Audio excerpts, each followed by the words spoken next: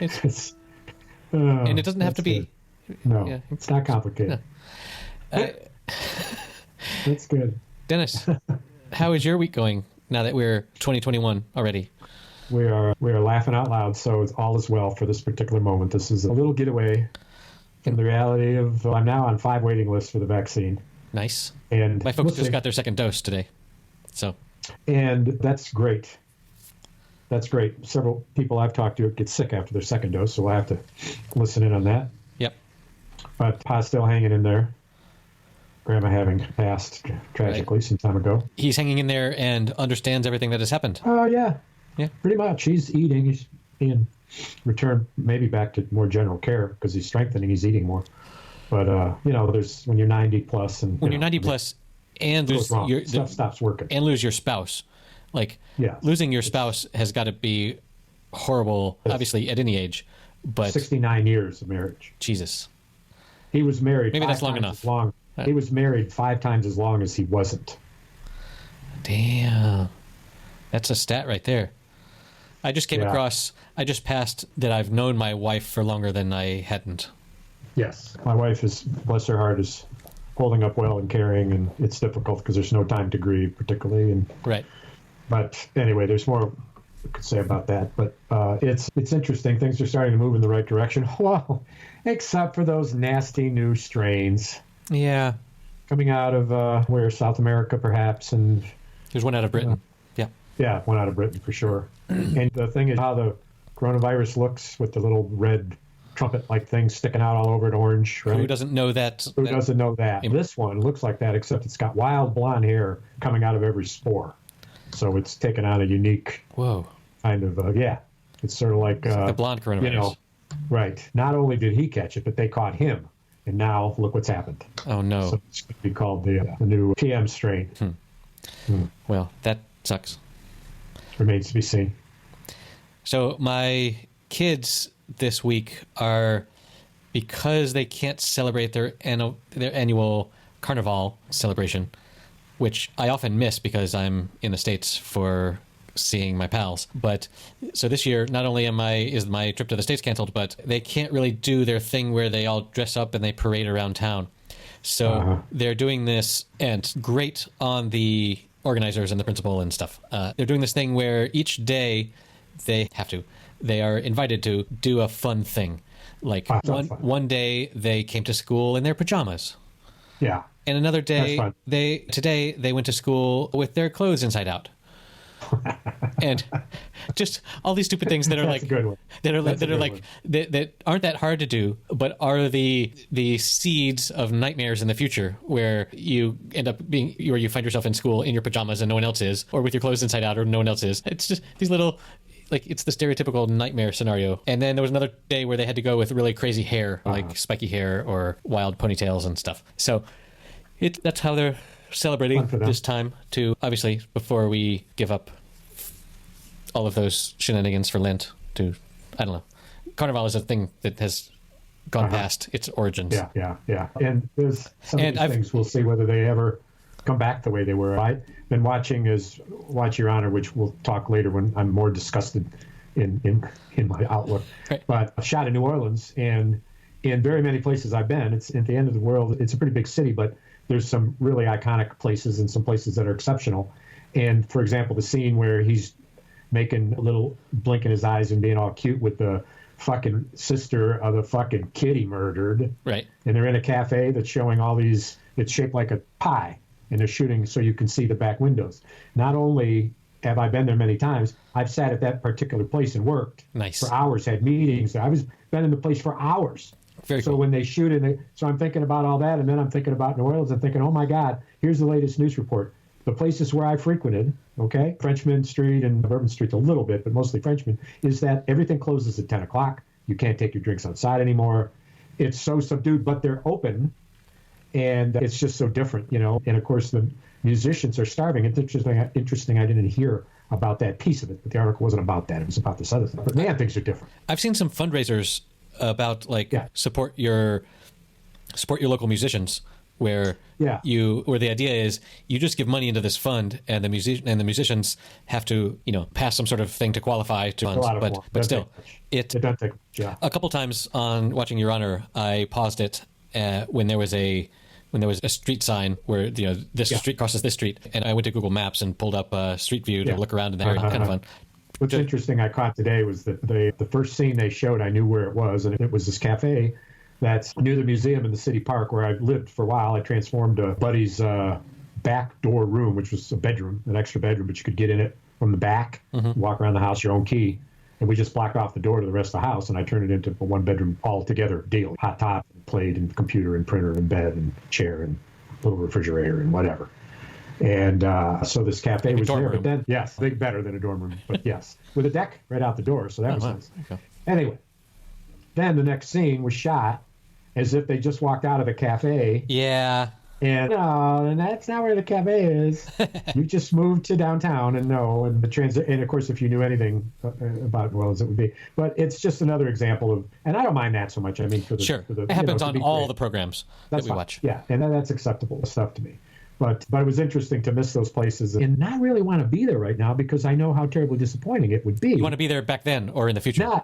Or in the future when it's better than now, but unlike the people who are there, I'm not going to have any context within which to appreciate them. Because what they are saying is, oh my God, I get to go inside the cafe until 10. Oh, I get to go hear music again until 9 o'clock at night. That's, oh my God, finally, we've got back to that. I don't have that history, so all I can be is bummed out. I'm not going to say, oh, this is so much better than I don't know what it was. For you, it's a restriction, and for them, it's a liberation. Yes, from our perspectives, our historical perspectives. Right. Yeah. Well, theirs current, mine not at all. So, in an hour and a half, my little village is going to be taken out of lockdown, which means that there will no longer be police at the roads leaving town stopping people. Jesus Christ. It's like fucking martial law. And it is exactly martial law. Yeah. It's not like. It's your government and their military power doing what they're empowered to do in your government. Sure. And also bars will be able to open to serve to people outside. For 2 weeks now, we have been in a state where even that was closed. Yeah. And so last Saturday, it was rainy and cold and shitty. And when we looked up the day after at the mountains, there was lots of fresh snow up there. We didn't get any down here. It was just shitty, cold rain. But the Sunday after, it was a sunny day, as the name implies. And it was crazy how many, everyone, because also a lot of the people in my town, I think on normal weekends, I think a lot of them aren't from here and they travel home or to their parents' house or whatever for the weekend. But with the restrictions... because there's nothing to do here. Right. With the restrictions, everyone's locked in. And so the areas where you can walk on the outskirts of town were just jam-packed with people. And in the inside of town where all the bars are and shops and things was just a ghost town. It was so weird. Like the town had been inverted. Normally, like in Spain, as I'm sure I've mentioned before, we have this huge bar culture where because our houses are so tiny, everyone goes out to socialize in the bars. And our little town of 8,000 people has 40 bars. Yeah. And so neighborhood bars. Little neighborhood bars. And so you go to one place, and if you like the atmosphere, you can stay there for several rounds. Or what is very common is you have a round in one bar, and then you walk to the next bar, and then you meet other people that are doing the opposite direction. And bar hopping. And that's super, super common and the norm. And it's what makes Spain. So is there a record in your town about how many bars were hopped? Oh, yes. So a decade ago, the local town's commerce committee or whatever organized this thing where the idea was to visit as many bars in a day as you could, or in 2 days or something. And each of the bars had an official little stamp. It had a little card, and you would go and get stamped at all the bars. And were you dressed a particular way? No, it wasn't that sort of a thing. It was just not a Santa. You could do like a Santa thing. That would be cool. Especially that added another layer. Right. Another layer. We only had one guy in costume, and he was the guy who wore the tunic that was from shoulders to knees, white tunic. Right. Which around the top of it was a string attached to a very good magic marker. And every bar the bartender who served the crowd that walked from bar to bar sign the name of the bar. Right. And then at the end of the night, you counted up the... Yeah, and what I would love to participate Toga. in earnest in one of these. I could only get my family to go to so many bars a day. Come on, kid, we're going. I don't care if we've been to 3 places. Have another soda.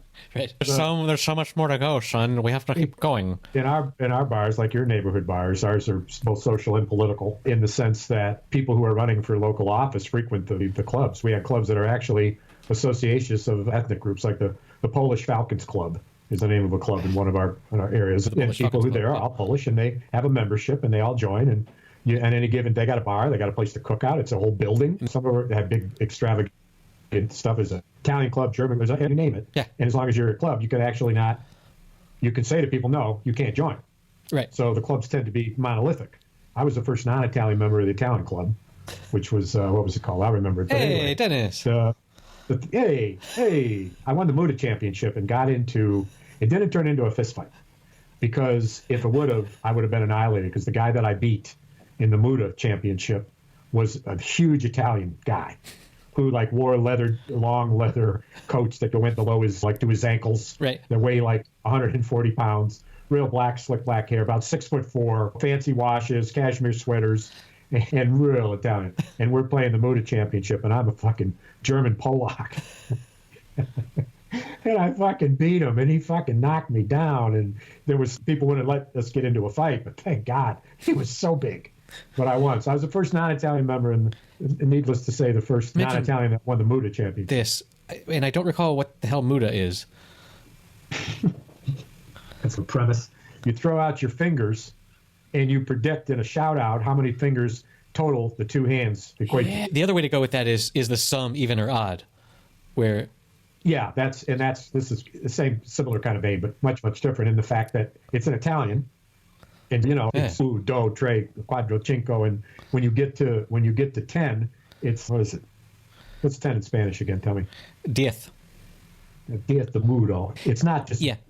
It's not just diez. It's a whole phrase about it. Right. And because if he put 5 out when you put 5 out and you call it, it's a huge deal. It's Italian for 10, and that's all there is. Something like that, or the Big 10, or the I don't know what it is. But and when you're doing the championship, you've got 20 or 30 members who are crowded around you.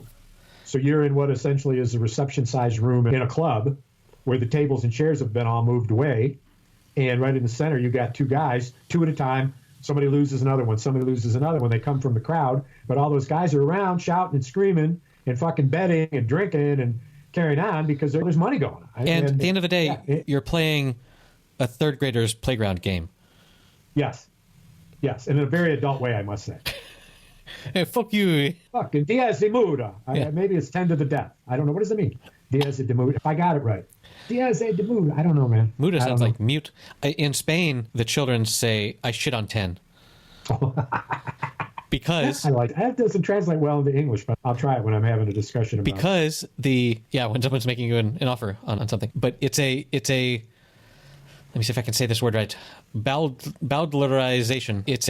It's like going from God to gosh or damn to darn. There's a term for that will be in the show notes. That is. What do you think it is? Bowdlerization. I think it's related to all the time you need. the balkanization. But I don't know. Anyway, or no, there was some guy named Johann Sebastian Baudler or something, and he came up with this. Anyway, so a common swear in Spanish, which to my American ears is more offensive than anything that we ever say in English. A very common Spanish swear is "I shit on God." Can you imagine a stronger sentence? When something bad happens, give me a context. When you chili dip your chip shot in golf, you say "Me cago en Dios." I shit on God. Like it's the world has conspired against me, and fuck the world. It's one of those old things. I shit on God. I told you, "Szakle fakulera," which is in Polish, my translation of it, which my mother used to call me. Szakle fakulera. When I do something wrong, Szakle fakulera. You make a fist and wave the fist at me. And I asked my Aunt Mary, who's her elder sister, was born in Poland. I said, Mary, what does this mean, Szakle fakulera? She says, how do you say it? And I said, Chaclet. She said, Chaclet, Chaclet. And I said, yeah. She says, oh, Danny, that means you're the blood of a dog. Nice. That's your mother calling you the blood of a dog. That's good. That's good. But so people say, I shit on God, me cago en Dios. And the kids have learned to say me cago en diez, which it's like saying gosh darn it. You take the first syllable of the word and then you twist it at the end so that it's not so bad. And so what is it translated to? I go to the bathroom when God is in the next room? No. The original is I shit on God, and then the kids translate it to I shit on 10, because 10, that's right. Diez, Okay. and Dios start with D. Got you. That's great. Isn't that That's good? great.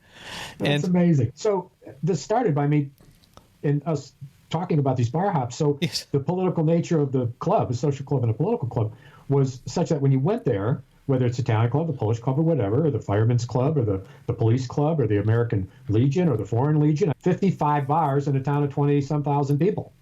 Right. 55. And then 3 miles up in a college town, a bunch. And there's 50 and 6 or 8 up near the college town. But the movement of the crowd, I mean, we'd start at a bar that the guy who wore the toga, he and his brother owned. Right. And it was called Brothers. That Brothers burnt down, and they opened up another one, and they decided to call it Brothers 2. Oh. Brothers 2. But we started there, and then we walked from bar to bar to bar to bar because it's neighborhoods. It's literally a block, 2 blocks, until you've walked all over town, which is 4, 5, 6 miles one way. You're going to get across town. And I remember we as we went from place to place, the politicians would be there, like the ward councilman. He'd show up, we'd all walk in, he'd be there, like, hey, Jerry. He'd be surprised we'd show up. So he would end up giving the signal to the bartender. That's what I'm telling me. A beer was 65 cents. When if you went to a bar back in the day, it was $1.50. A mixed drink was $1.65 instead of $5.25 back in the day. And so when he did that largesse, it wasn't that large, right, but it had the effect of many bars we went to. It wasn't like, hey, let's have a beer and go. We drank there. I remember one place we went, a neighborhood bar. This poor old mama owned the bar. She lived upstairs. She turned the living room into a bar. She put her lights on the side door. We walked in. There was no furniture in the living room. Instead, her son-in-laws or whatever had built her a plywood bar, and that was in her living room. And what we discovered when we were doing one of these runs, I believe, was that the bar was not all that well connected to the floor, and we started to rock it. Oh, no. The floor was over. We pulled it right out of the floor and moved it across the room, at which she threatened to call the police and get the guns. It might have been a different time. But that's the kind of place that we went to. Right. I don't know if your places are so homey. We literally were drinking in people's houses. No. The places that I go are actual establishments where the bars are bolted to the floor. That's so unnecessary. It's like, why would you do all this work? No, but and man, I really feel bad for the bartenders and the bar, like several bars have closed, obviously, during COVID.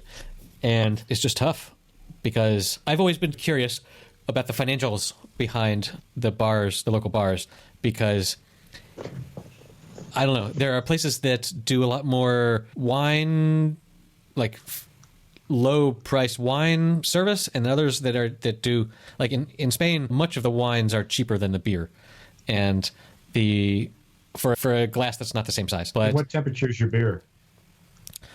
Cold when it's served. So the beer taps actually have the condensation on the tap has frozen a lot of the time.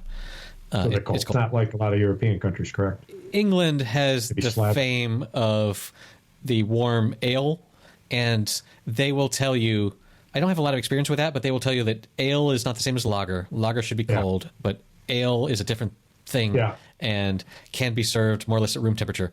I don't have a whole lot of experience investigating that, but I would love to get more experience.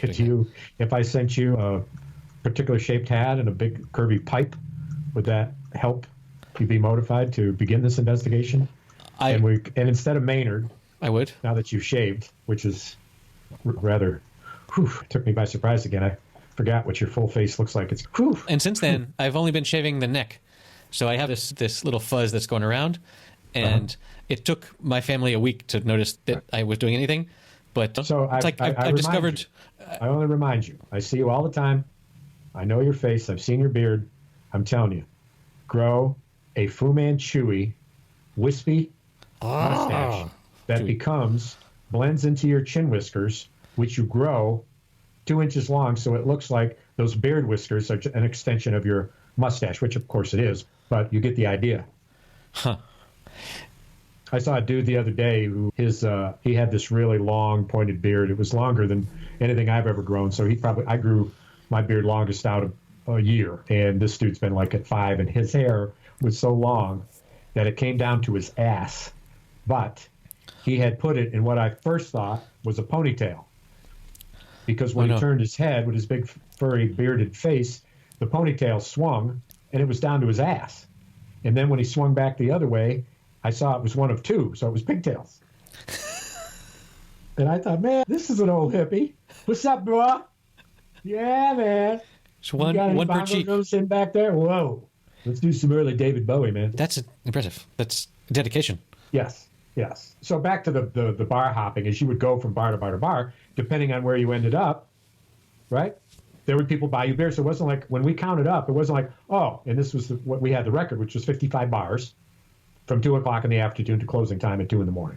12 hours, 55 bars, which included a 3-mile trip that somebody had to drive, and I don't know who. I know whatever, it was highly illegal. But along the way, the brothers of the famed Brothers 2, yes, one of who had the toga on, got into an altercation with his brother who didn't have the toga on about either the integrity of the toga or the veracity of the entries or whatever. But being brothers, whatever it was, it set them off. The integrity of it. And I've been into fights with my brothers, so I know that, who knows? And I got a funny story to tell you about that. But anyway, they got into a fight. So the toga, not only did the toga become ripped, but the ripped toga was an analogy to how the crowd split after that. Because there were some people who after the fight were like, oh, man, I'm too fucked up. I'm going home. I don't want somebody to punch me.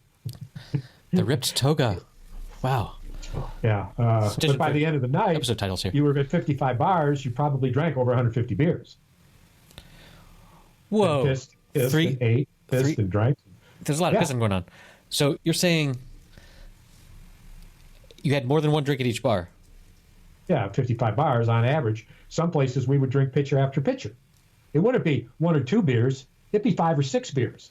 And depending on what happens with the crowd, when a crowd of people is moving from bar to bar, the excitement ebbs and flows, and there's a certain point where you're not yet drunk, but you're becoming drunk.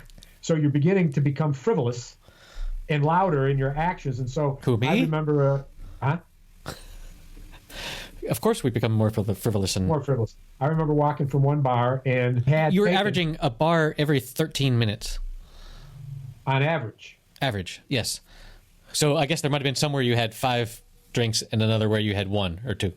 We never had less than 1 because it wasn't allowed, but you would. Obviously, so these surges would happen. So if you go to some mom and pop and you have your one, there's no jukebox, there ain't nothing going on. Yeah. You got a better place up the street. You walk, bam, boom, boom. I mean, you're in and out of place in 2 minutes. You might even call ahead and say, we'll be there in 2 minutes. There's 20 of us, line them up. Boom, bam, boom. But then you get to the other places, you'd walk in, there'd be a bunch of people. There'd be music. You could be in and out in a minute.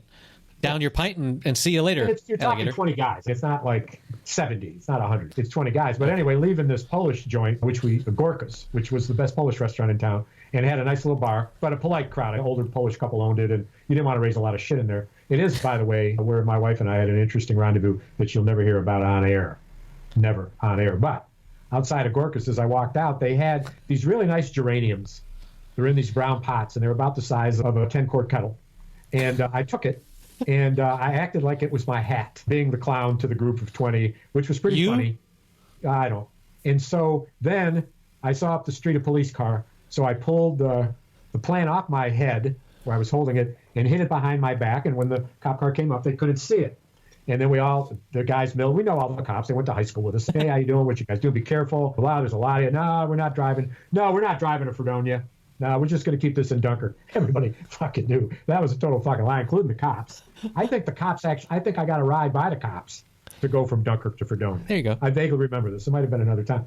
But so when I was leaning over, talking into the window of the driver, leaning down, me standing, I took the potted plant from behind my back and I put it on top of the fucking the high alert blinker that the cops turn on when the police light. Over. Yeah. And so we talked for just a moment and then they pulled off. The most delightful moment up till that time was history making. in that fucking plant because the cop was driving carefully and legally. It stayed on there as long as we could see it drive away. Nice. Doing 35 miles an hour with a real slow tach. It was a heavy plant. Right. And the light it was on was large enough to hold it quite well. And so that was high hilarity. But you go and you go and you go. But the fight kind of had a real bummer on it. And I ended up in the gutter. It was a sad ending. I fell down. It was rainy, and this isn't the story where your future wife, found you in the gutter. Oh, what a memory you have! That's it exactly. Here before we've trodden this. Trod these waters before. It's an enjoyable recount. I do recall the sickness, though. It was. I mean, here's the truth of it, and I don't want to gross out the 44 people who now we have listening from Uruguay, but you're going to do a lot of pissing. You'll likely do a little puking. You're going to put 150 beers in. It's inevitable. But here's the thing. It's going to come out both ends. Well, I knew. Right? Both ends rather than bookends. I haven't been an experienced drinker since I was 16.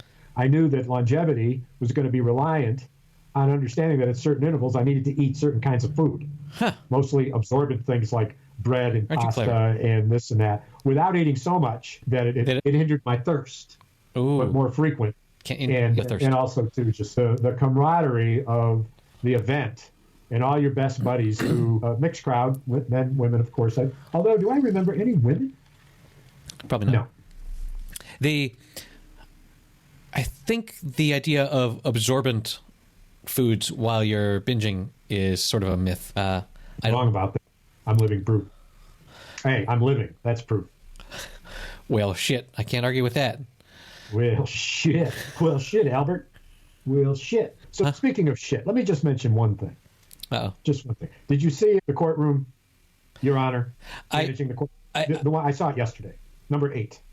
Yes. So there are 10 in total. There will be 10 in total. I just saw 9. Yes. I made it halfway through 9 last night. Yes, couldn't make it all the way through 9, but I have seen all of 8 with this courtroom. Is a couple of insights here, and I don't know why I did. Where apparently, just without any sort of reference, they just some people start wearing masks. Yeah. So hold on, before you go on your rant. The mask. The gangster bad guy. Baxter is such. He's like when you were talking about your badass Italian. He's a parody foe. He's a fucking caricature. He's a caricature of the badass Italian Greek. guy. He's not Italian. He's Greek. Mediterranean. They're all the same down here. He's from Earth. He's in the human species. Wait, his grandparents grew olives. Come on, no. But anyway, he's so. Wait a minute. Is the way you grow olives is you plant an olive? Is that true? The part inside the olive that you're not supposed to bite on, except except in America, it's almost impossible to buy those that haven't been taken out already. Oh, that's not true. Not nearly impossible. That's not true. My parents have struggled. I could go to 3 struggled. places right now. Adam. Okay. 3 within a mile. And why? Not to go all Jerry Seinfeld on this, but why do they call it pitted pitted olives means that they've removed the pit? Yes. It should be like unpitted olives. No, pitted. Actually, I don't agree with that, but I can see your point. Pitted being Thank you for that generosity. The adjectives that describes digging out the seed is called pitting. It should be depitting or unpitting. What would you call an olive that has the pit in it? A non-pitted olive? Unpitted? No. Here, you ready? Au naturel? Olive with pit. Olive with pit in parentheses. A with is a W and a slash. Right. That's it. Non-pitted is correct. To be clear, non-pitted is correct. Okay. That's what it's called when the pit is still in it.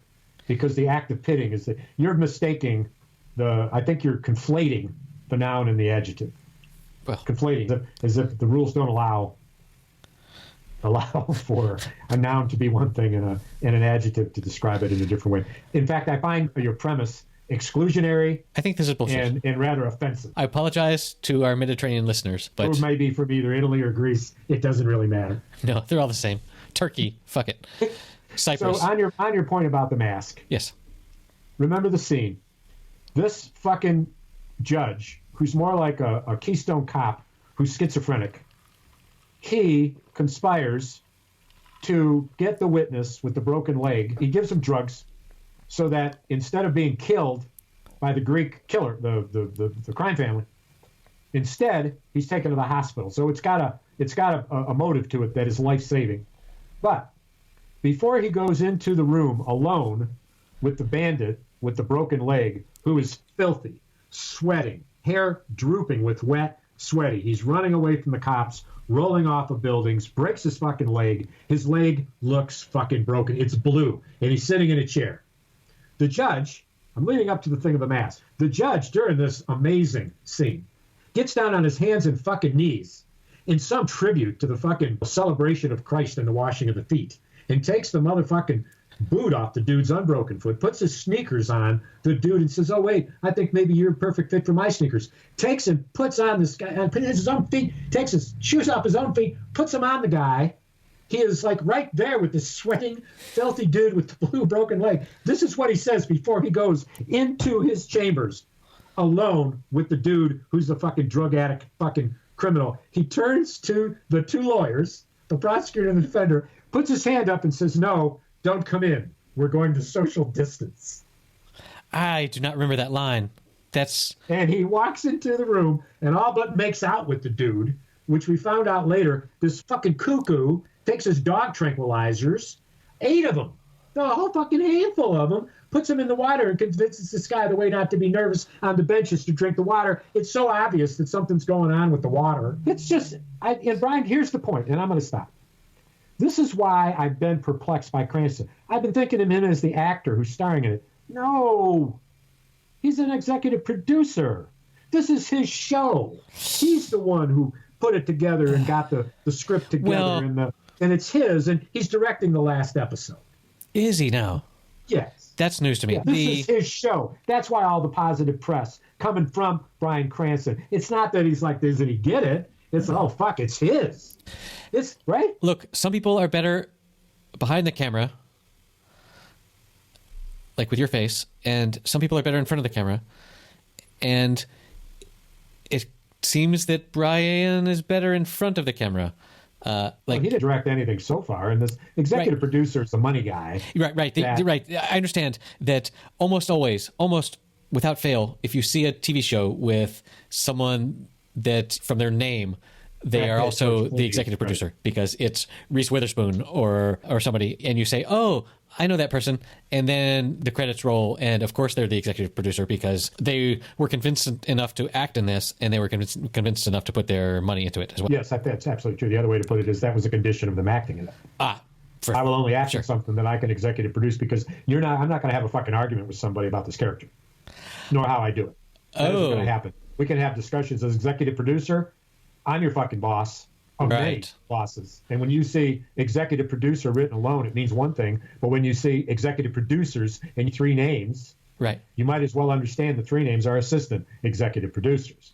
You're looking for the executive producer who sits alone in the credits, usually with larger print, et cetera, et cetera. This is control. So when True Detectives went from their first Woody Harrelson, Matthew McConaughey opening of the series, they became executive producers of the other 2. Correct. And a little good that did him in season 2 when they hired Vince Vaughn to prove once and for all that his acting skill was pretty limited. And he had to do more than just be big. Yeah. Vince has a character. And he actually had to do more than be big with a good haircut and wear an impeccable suit. It took more than that.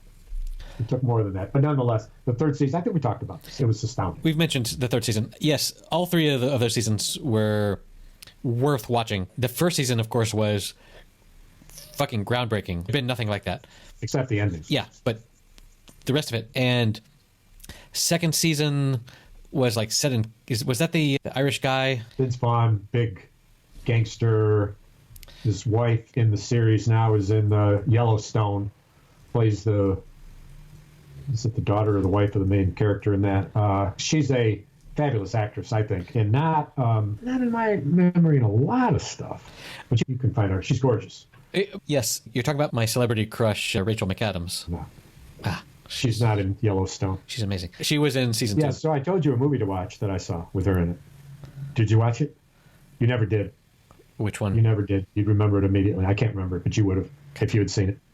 I have seen, she's, as we have gushed over before, she's the time traveler's wife. Which is the very heartwarming, which is just gorgeous character. Yeah, she is amazing with those little dimples. Anyway, let's not get off track. Did you say? Wait a minute.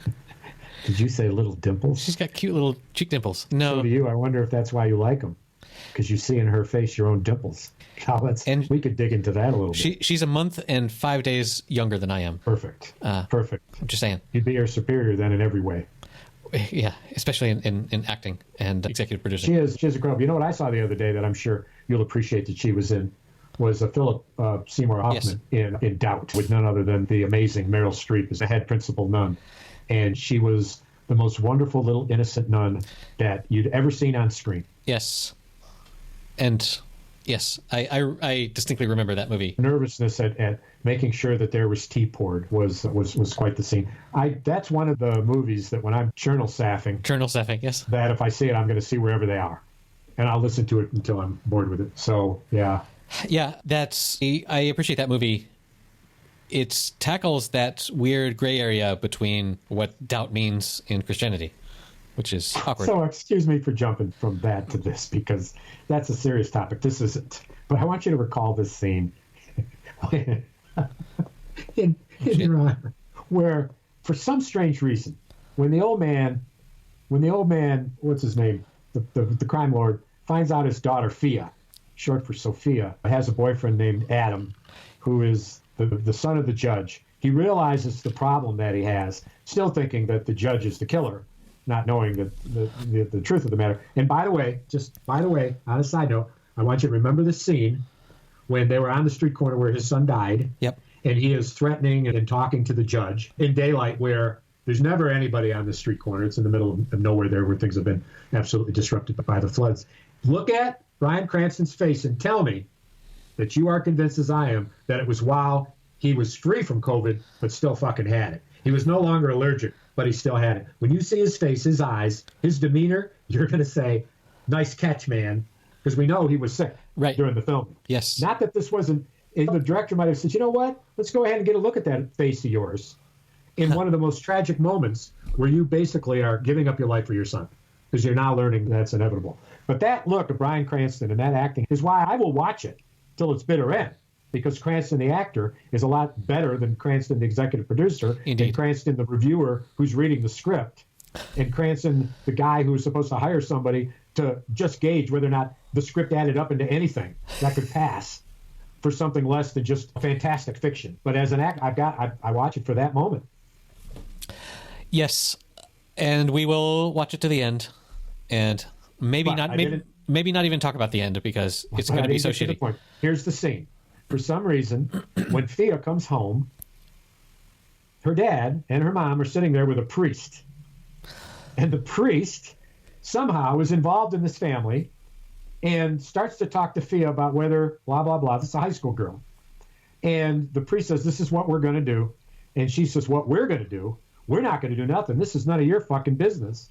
But in the back and forth is the mother, who's such a serious character. Reminds me of fucking Mrs. Adams and the fucking Addams Family.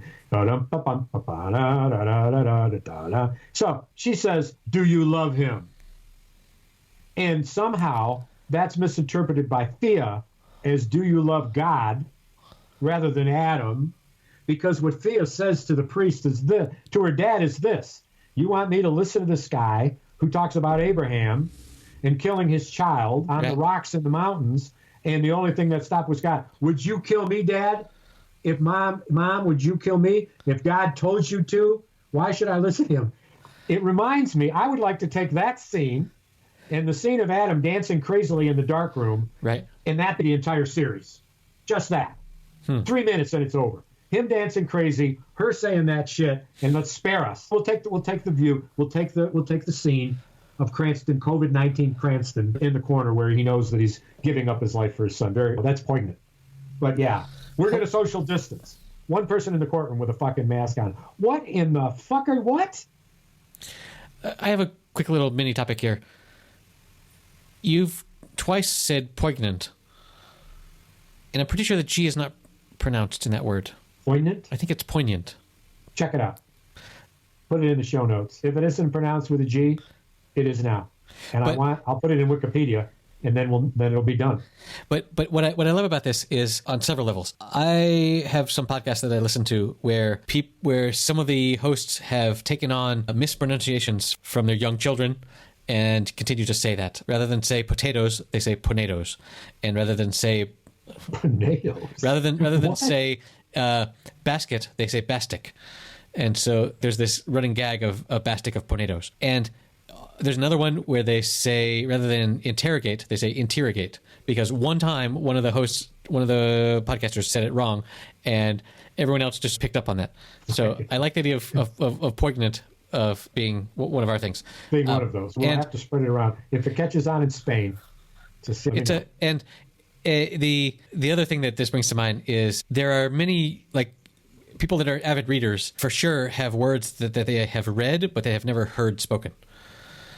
Yeah. Because if you read enough, right, you will have read words and sure, you just guess at how they're pronounced. Or in my case, if it looks like it's difficult to pronounce, in my brain, it's like, blah. Right, sure.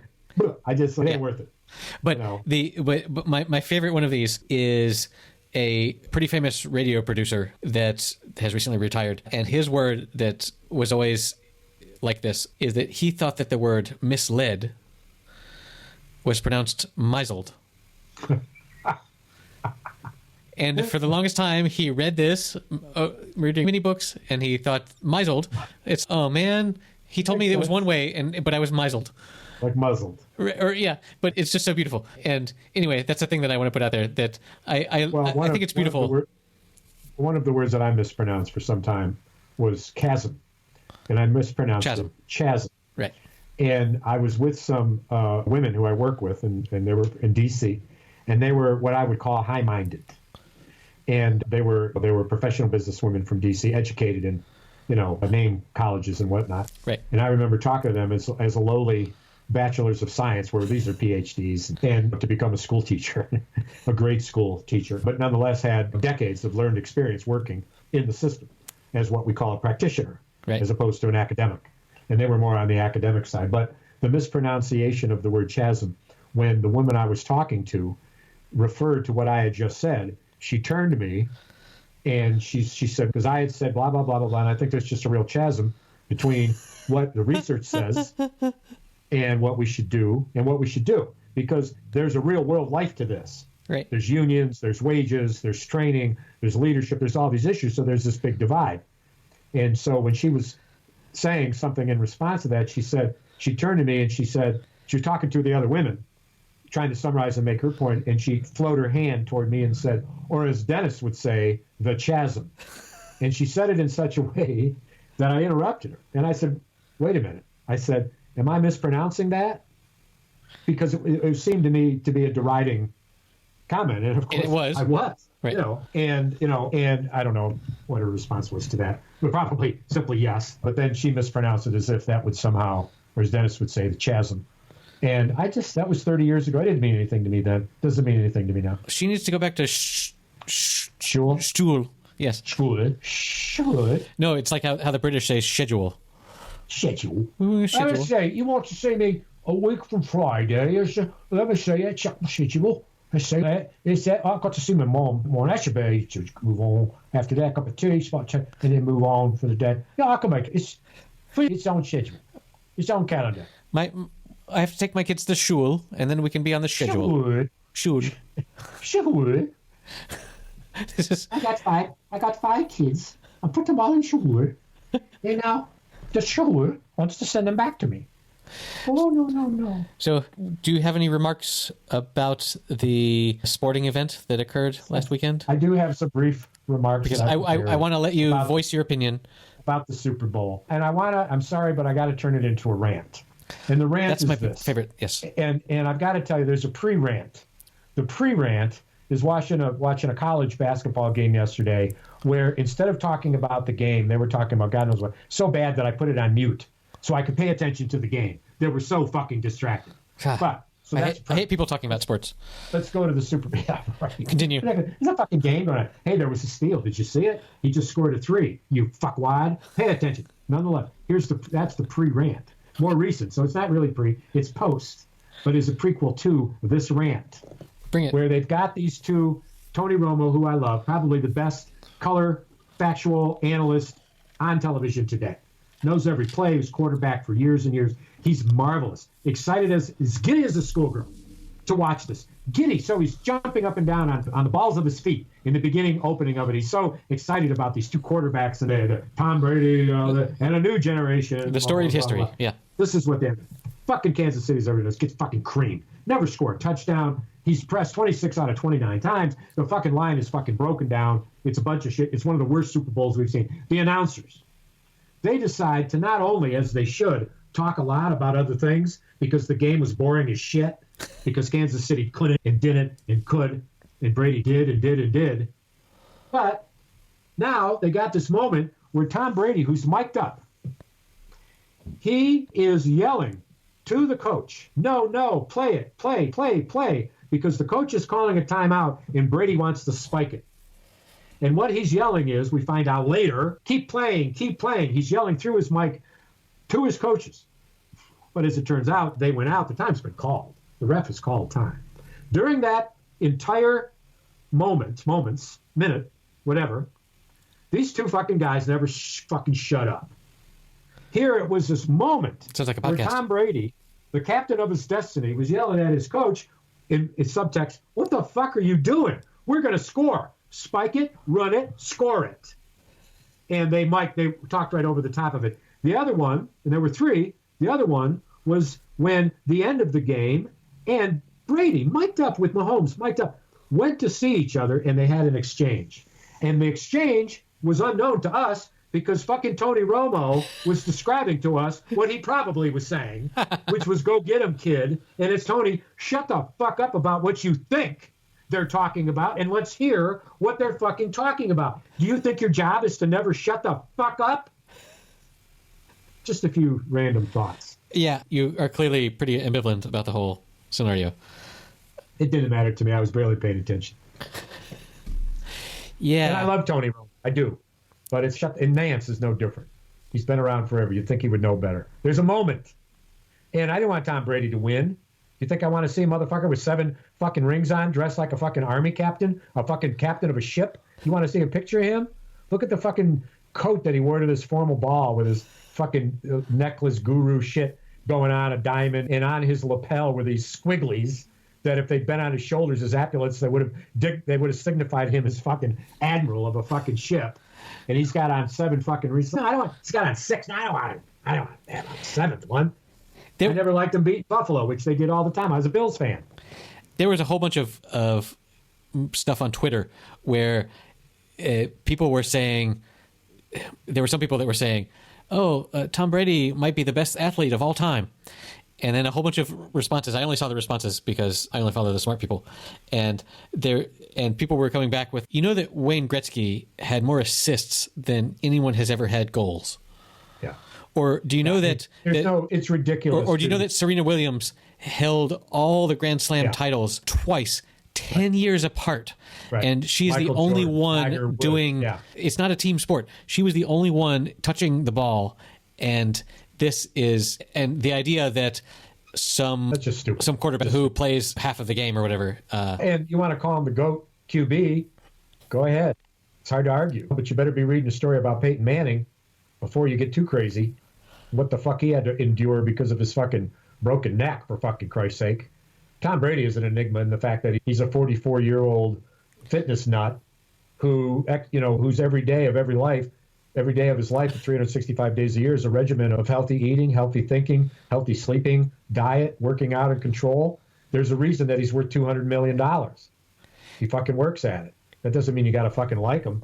But that's a proper life. That's a proper enough fucking life. I'd fucking take it. Shit. Well, yeah, but then you'd have to stop doing all the fun stuff. No, not me. I wouldn't. I'd do it all. I'd do the health thing and then this too. This thing we do. I wouldn't stop the podcast. No, if I got Tom Brady's job. Welcome to Dennis is a new quarterback. Now, who would you be the quarterback of, Dennis? The Lions? How far can you throw a ball? 20, 30 feet. The receivers have to come in tight. Oh. But and there's another thing. There's a no tackle rule. Right. And if I have to have a little sign on my back under my number that says, if you tackle him, he will break ... permanently. Do not tackle. Right. That's okay with me. I would rather have physical longevity than dignity. Well, really. There you go. Exactly. Which is my point. Yeah. So anyway, I mean, with all of our podcast loot, it's what number are we at, my friend? Of what? Podcast. This is podcast number 97. Ooh, we're getting close to the 100 mark. 97. We have 3 weeks left to watch Moonstruck. Yes, indeed. We're going to learn about Cher and Olivia Dukakis. Nicolas Cage. All the Moonstruck people. Yes, tune into that episode. That will be super exciting. Should we drink champagne that night? I think Should we play romantic music and drink champagne? I think maybe so. I don't know how lovey-dovey the film is, but... Oh, how we danced on the night that we met. We danced and you pranced and you sat on my lap. Whoa. You kissed my sweet cheek and a tear dropped from my eye. We were going to talk about this on the air. We danced. Then we podcast alive. Hey, do the chest thing that I taught you. You just had a good hollow sound there. That was...